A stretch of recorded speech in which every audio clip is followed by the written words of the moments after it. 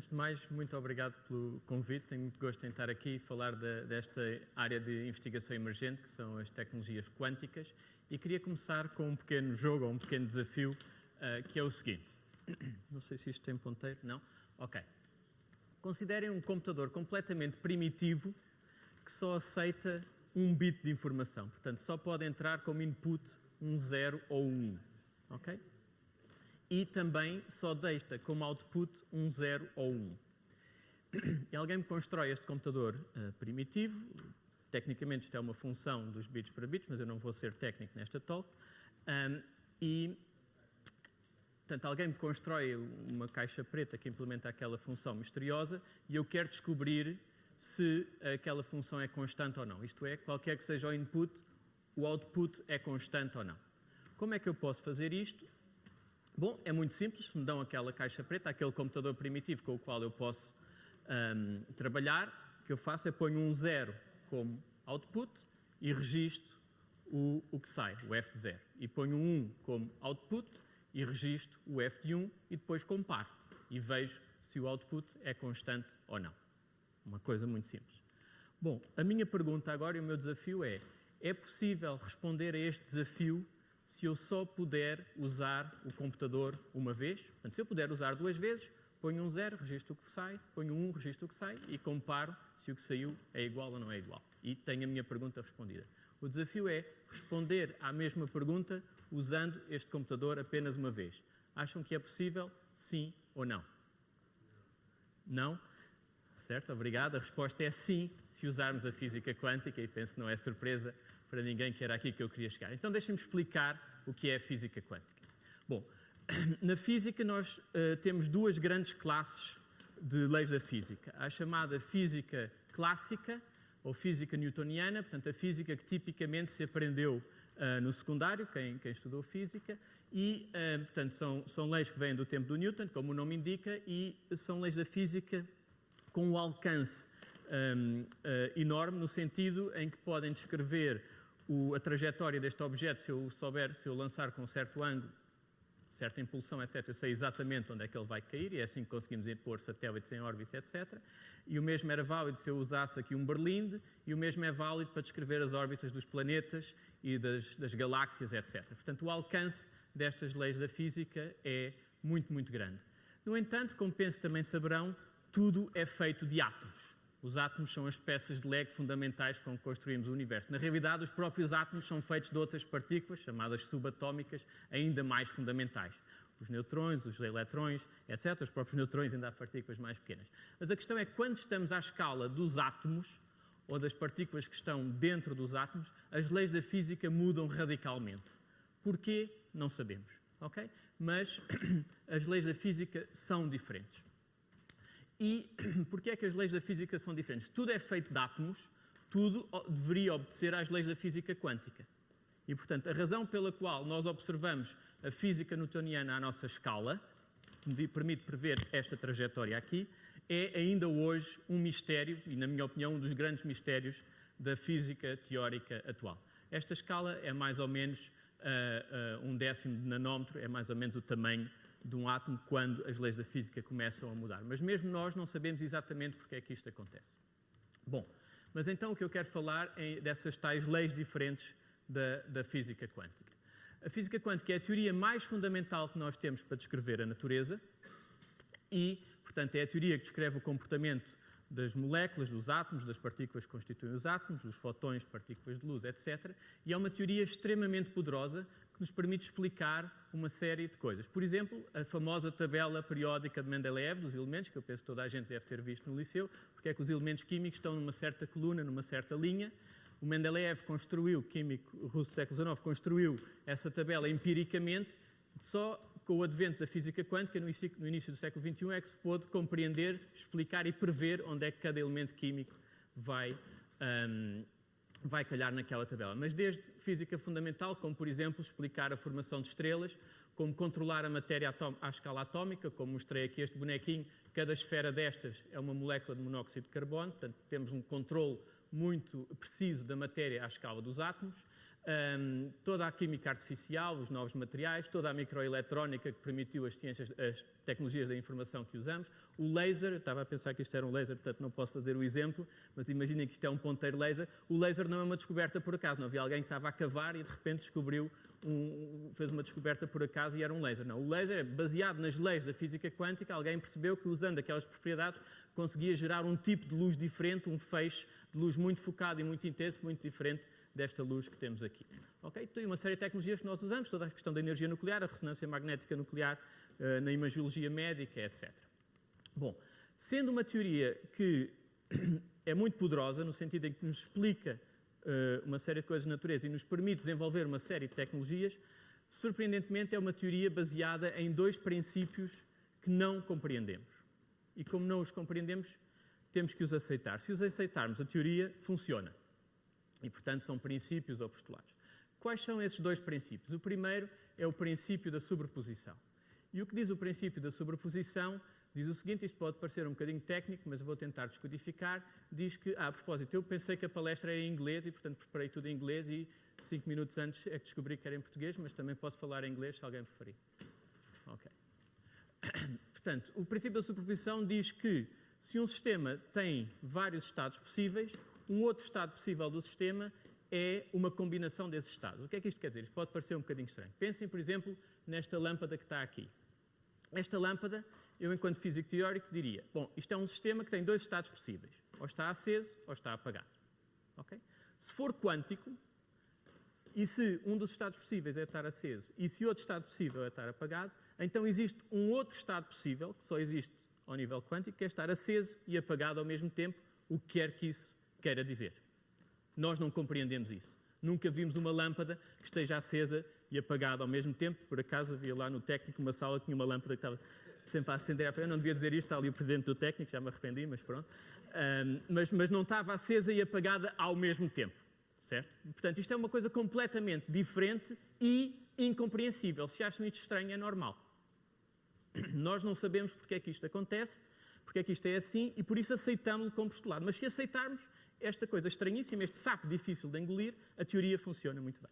Ok? Portanto, há aqui o exemplo, uma coisa que é 0 e que é 1, pode ser descrita, se for quântica, como estando 0 e 1 ao mesmo tempo e com diferentes pesos. Pode estar 50% 0, 50% 1, aceso ou apagado, ou 20%, 80%, 1%, 99%. Tem uma infinidade de combinações possíveis. E isto é diferente de dizer que eu tenho 50% de probabilidade de ver a lâmpada acesa ou 50% de probabilidade de ver a lâmpada apagada. São coisas diferentes. Está simultaneamente nesses dois estados. Depois vem o segundo princípio estranho, que é o princípio da observação. E o princípio da observação, deixem-me explicar da seguinte forma. Está ali o meu sistema quântico, a minha lâmpada, que está acesa e apagada ao mesmo tempo. Eu quero saber se ela está acesa, se ela está apagada, ou se está acesa e apagada ao mesmo tempo, com uma certa percentagem de cada um. Então o que é que eu tenho que fazer? Tenho que olhar para a lâmpada, tenho que observar o sistema. Observar um sistema quântico é uma operação altamente não trivial, que tem 2 ou 3 propriedades muito surpreendentes. Primeira propriedade. Quando eu observo o sistema, eu altero o estado do sistema. Isto é tão absurdo como eu dizer, quando eu quero saber as horas e olho para os ponteiros do relógio, por estar a olhar para os ponteiros do relógio, o facto de eu olhar para os ponteiros do relógio altera a posição dos ponteiros do relógio. Okay? É assim. Não sabemos porquê. Gostaríamos de ter uma teoria mais fundamental que explicasse porquê é que é assim. Mas não temos que aceitar. Portanto, observar o estado de um sistema quântico altera o estado do sistema, mas o que resulta da observação é imprevisível. Eu tenho aquela lâmpada, por hipótese, 50% acesa e, simultaneamente, 50% apagada. Quando olho, o facto de eu olhar vai fazer que ela fique só acesa ou só apagada. Alterei. E vai ficar qual? Vai ficar acesa ou apagada? Não sei. É imprevisível. É puramente aleatório. O resultado da observação quântica é puramente aleatório e imprevisível. O mais que eu posso dizer é, bom, se ela estava 50% apagada e 50% acesa, então eu tenho 50% de probabilidade de ela haver apagada e de haver acesa. Se fosse 20%, 80%, tinha essas probabilidades do que vai acontecer. Mas eu não sei o que vai acontecer. As probabilidades são um indicador, mas não me garantem nada. Não é? Pronto. E, portanto, dadas as duas hipóteses, eu faço uma observação, ou vejo um, ou vejo o outro, não sei qual deles vai acontecer. Isto foi caricaturado por um físico austríaco, o Schrödinger, que foi um dos cientistas que desenvolveu no início do século XX, em particular por volta dos anos 20, a física quântica, e estas propriedades, para mostrar quão estranho e absurdo são as leis da física quântica, estão representadas aqui na ideia do gato Schrödinger. Isto foi uma coisa feita por mim e por uns colegas quando éramos doutorandos numa escola de inverno nos Alpes franceses, e pensar no gato da seguinte forma. O gato é um sistema físico que tem dois estados possíveis. Okay? E ou está morto, como diz aqui, como se vê aqui nos desenhos animados, com a língua de fora e as patas no ar, ou está vivo.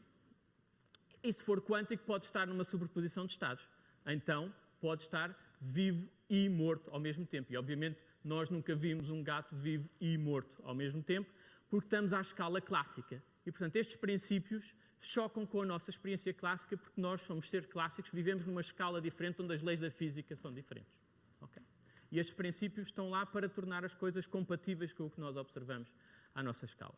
O que eu queria também dizer é que, apesar destes cientistas todos muito famosos, como o Schrödinger na Áustria, o Niels Bohr na Dinamarca, o Einstein na Alemanha, o Heisenberg, etc., que desenvolveram a física quântica, os portugueses, com o seu espírito pioneiro e inventivo, muito antes destes cientistas todos muito famosos, já tinham percebido o essencial da física quântica. E isso é o nosso Galo de Barcelos, que está vivo e morto ao mesmo tempo, muito antes de ter sido inventada a física quântica.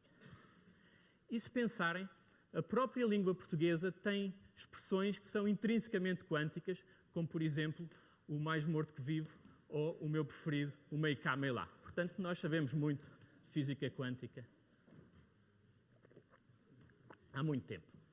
Bom, isto tudo para voltar ao meu problema inicial, como é que eu, usando um computador só uma vez, consigo responder a duas perguntas ao mesmo tempo. E a ideia revolucionária que está aqui é codificar informação em sistemas quânticos. Sabem que codificamos a informação em bits, em zeros e uns, portanto em sistemas que têm dois estados bem distinguíveis, como uma lâmpada que está acesa ou apagada.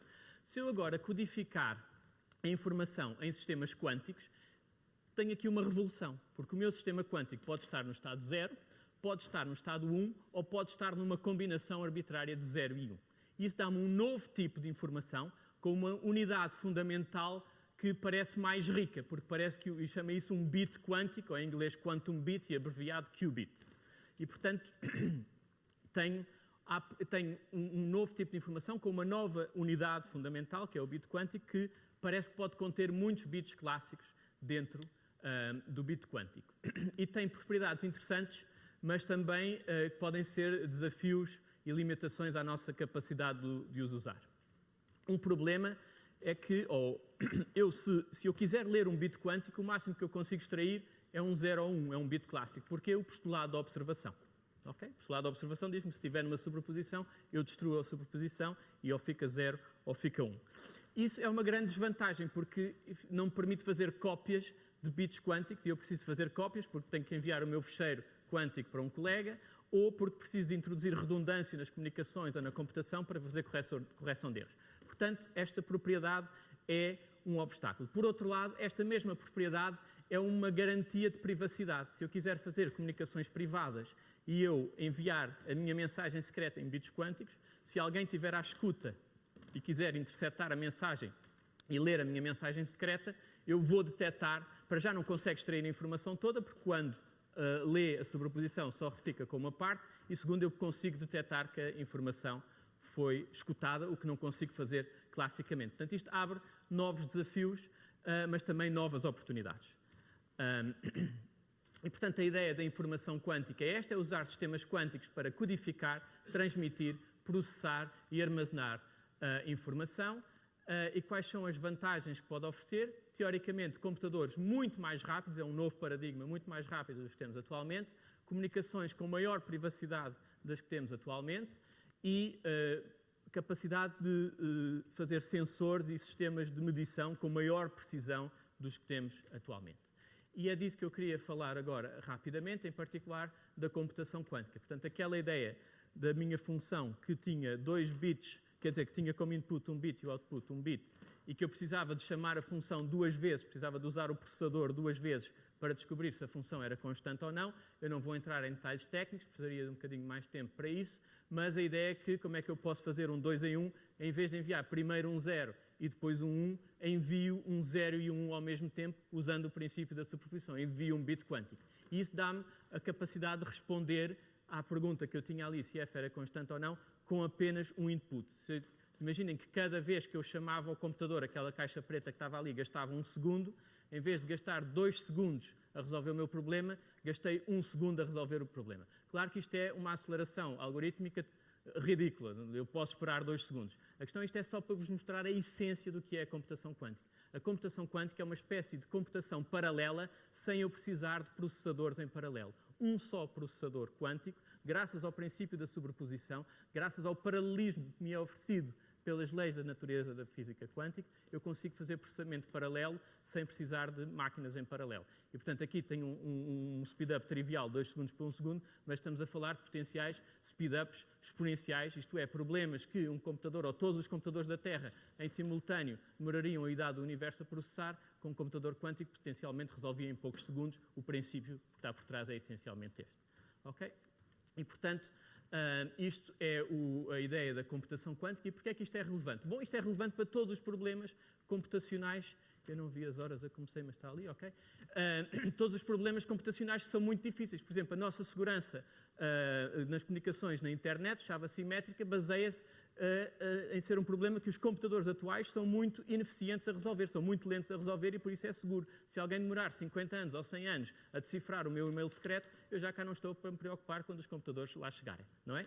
Portanto, é possível resolver, mas é muito lento. Há muitos problemas de otimização em finanças, encontrar novos materiais para a indústria química, para a indústria farmacêutica, encontrar rotas para navegação numa cidade, etc., para os carros autónomos e não só, todos os problemas de logística, etc. Há muitos problemas que computacionalmente são muito desafiantes e que exigem muitas horas e muito tempo de computação. Eu posso ter um modelo de previsão meteorológica que é muito bom e com os dados de hoje consigo calcular com muita precisão o tempo que vai fazer amanhã, mas se calhar essa computação vai demorar uma semana, portanto já é tarde demais, já não serve, certo? E portanto temos aqui um novo paradigma que pode revolucionar a computação e eu queria insistir, não tenho ponteiro, nesta ideia aqui, your idea here.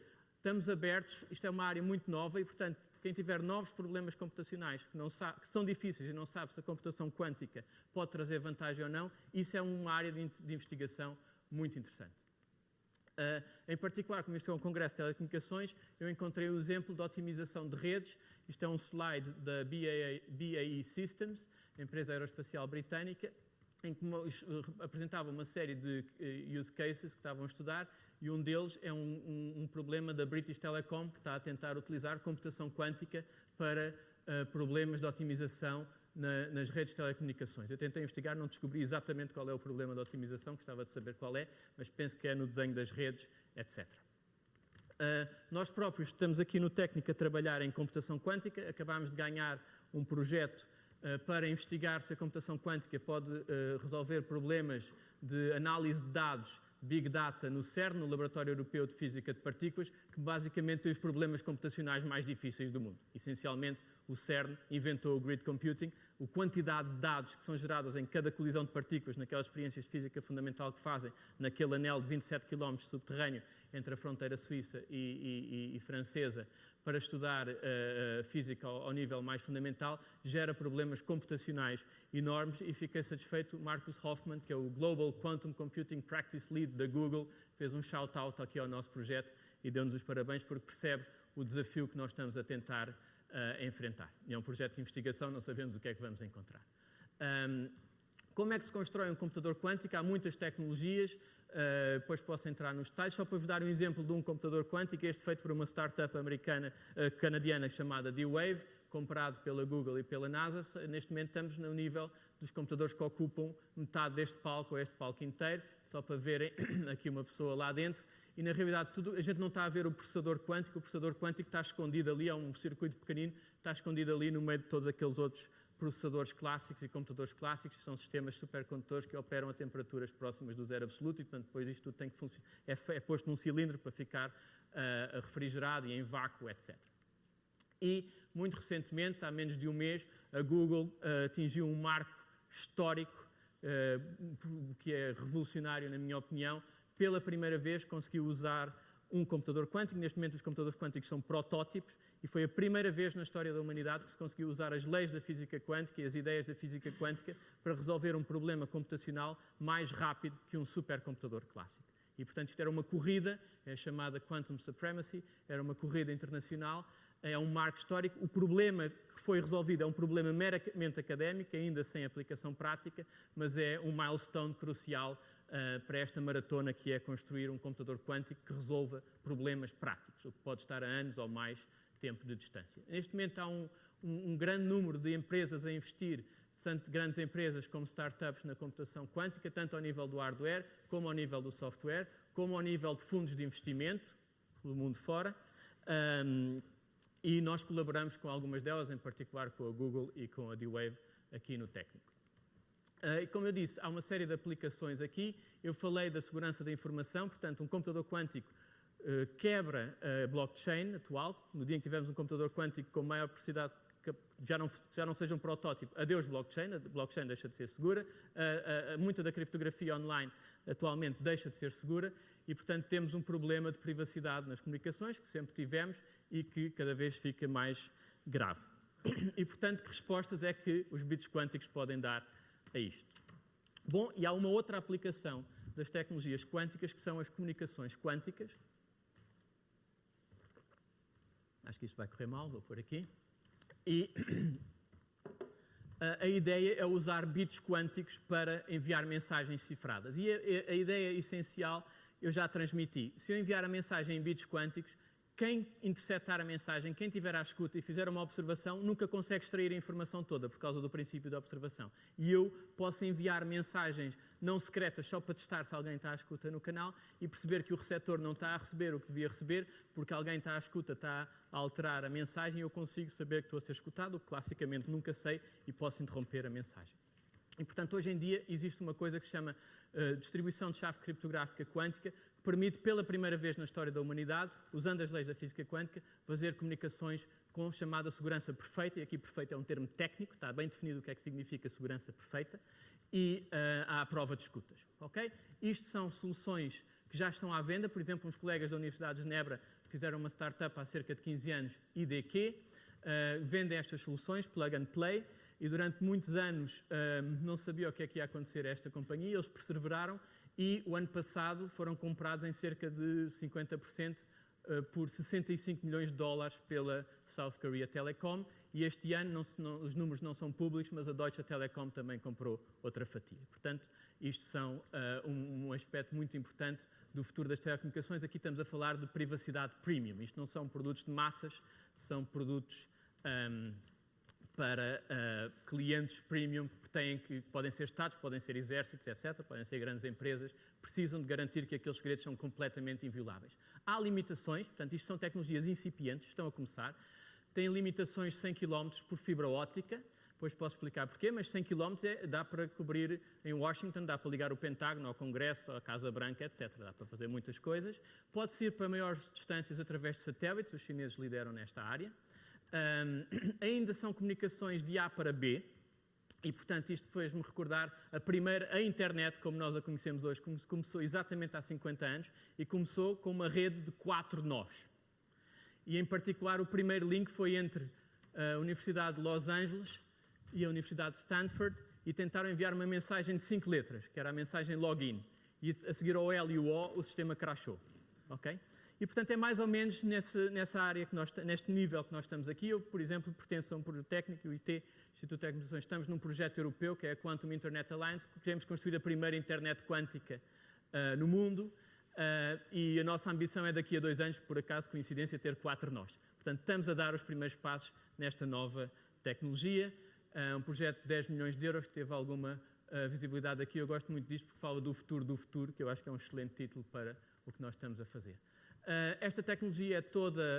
hoje em dia não existem empresas na União Europeia que a fabriquem. Isto são tecnologias de soberania com implicações estratégicas e, portanto, a Comissão Europeia quer que haja hardware próprio e, portanto, nós lançámos um pequeno laboratório aqui no Técnico de Instituto de Telecomunicações. Tivemos a honra, o professor Guilherme de Oliveira Martins, da administração da Fundação Gulbenkian, foi inaugurar. Nós não tínhamos uma fita para ele cortar, então pusemos uma fibra óptica com um alicate e ele adorou a ideia e inaugurou o laboratório e, portanto, começamos a desenvolver a tecnologia aqui e fizemos em dia 8 de julho a primeira a transmissão quântica sem fios entre as duas torres do Técnico, que é crucial para depois, e é isso que já estamos a fazer, a construir um pequeno satélite para irmos para o espaço, porque, como disse, por fibra óptica terrestre há uma limitação de cerca de 100 km.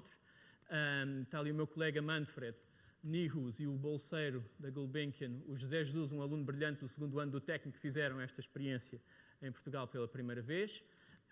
E também aparecemos na televisão como a primeira transmissão quântica de dados na televisão portuguesa, por acaso uma reportagem muito bem feita pela SIC. E a visão é haver uma rede mundial, ou pelo menos europeia, de comunicações quânticas para uma série de aplicações.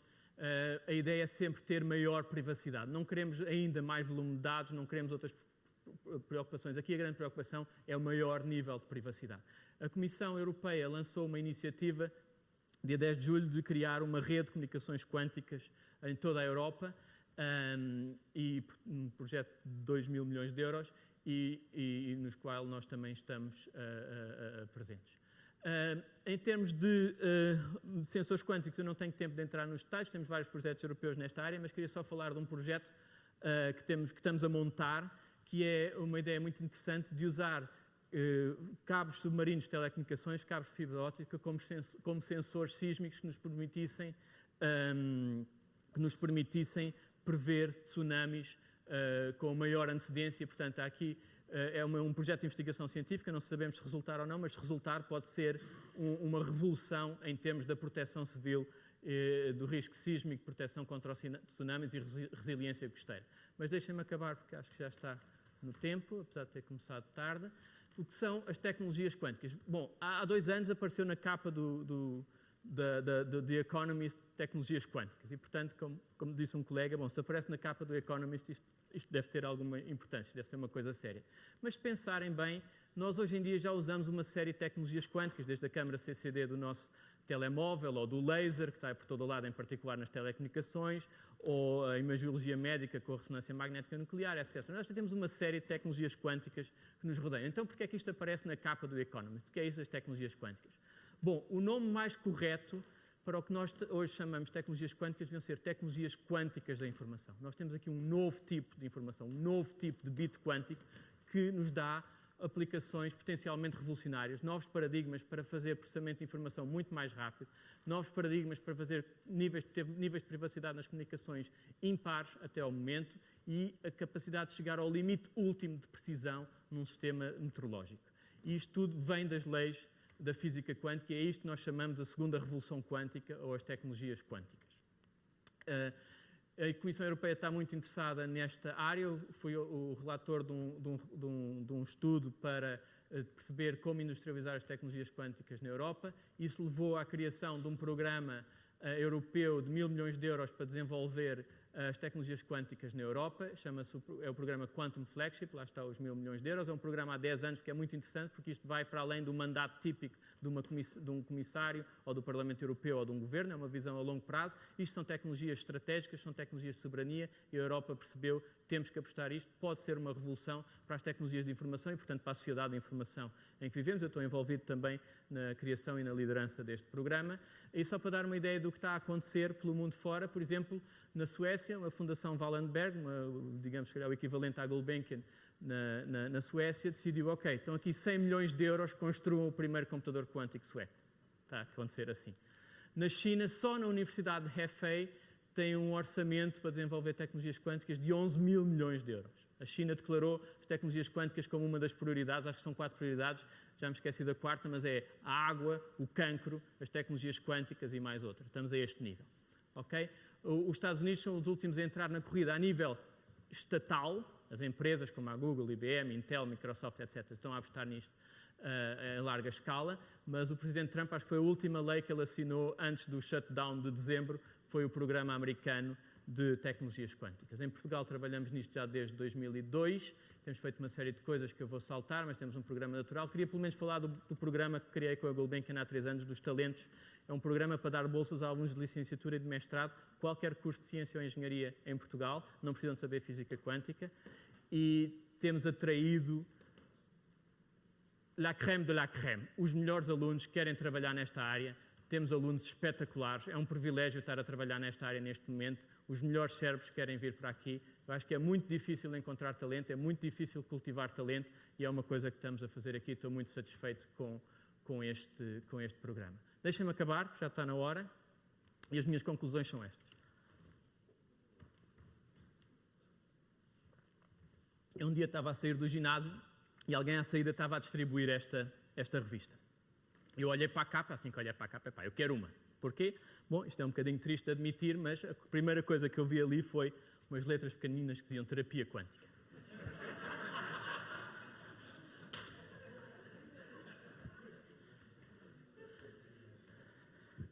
Se nasce nerd, fica nerd. Bom, e fui logo às páginas centrais ver o que era isto. Bom, a terapia quântica é uma coisa espetacular. Vou fazer um zoom para esta página. A terapia quântica reduz o stress, a ansiedade, a depressão, a fadiga, a insónia, descontrole hormonal, alergias, lesões musculares, colesterol, distúrbios digestivos, problemas de coluna, memória, nutrição. Também há uma coisa espetacular que é a beleza quântica. Anti-envelhecimento, anti-rugas, redução da celulite e da gordura corporal. Para mim o mais espetacular é esta máquina que está aqui, em que entra aquela raparinha gordinha e sai este homem magro aqui. Portanto, isto de facto, da tecnologia quântica é uma coisa espetacular. Bom, a minha mensagem é cuidado com a banha da cobra. Isto, infelizmente, não deveria acontecer. A outra conclusão que eu não vou discutir, que era o que eu mais gostaria de discutir, é que a informação é física. A informação depende das leis da física. Isto, para mim, é a coisa mais fascinante. Okay? Temos uma informação clássica, temos uma informação quântica, se calhar temos um dia uma teoria fundamental, mais fundamental que a física quântica, temos um novo tipo de informação que nos poderá dar novas tecnologias de informação. Isto, para mim, é fascinante. Mas as minhas conclusões é isto.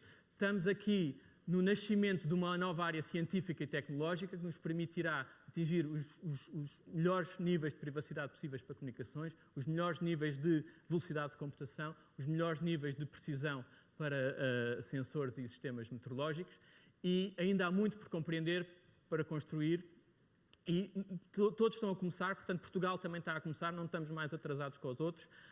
Como digo, eu costumo dizer, isto é como o Pedro Álvares Cabral chegou ao Brasil. E ele se calhar não sabia se aquilo era uma ilhota, se era um continente. Eu garanto que isto é um continente, para desbravar. O que é que vamos encontrar? Se vamos encontrar ouro ou se vamos encontrar guaraná, não sei. Mas isto é todo um continente para desbravar, é toda uma nova ciência das tecnologias da informação que está por fazer. Temos muita possibilidade de contribuir a nível científico, a nível tecnológico, a nível de inovação e de startups e a nível também de como educar a sociedade para esta área. E não se esqueçam, nós descobrimos a mecânica quântica muito antes dos outros, portanto temos um papel a dizer. E com isto acabo, com este slogan da Flagship, o futuro é quântico, e uma coisa que eu digo, pode parecer um slogan, mas é sinceramente o que eu acredito. Hoje é cedo para entrar nesta área, amanhã pode ser tarde. Até eu que trabalho nisto há 20 anos estou espantado com o ritmo acelerado com que as coisas estão a evoluir. Queria só agradecer os membros da minha equipa e todos os financiadores europeus, americanos e portugueses que têm apoiado o nosso trabalho de investigação e repito só o slide final. Muito obrigado.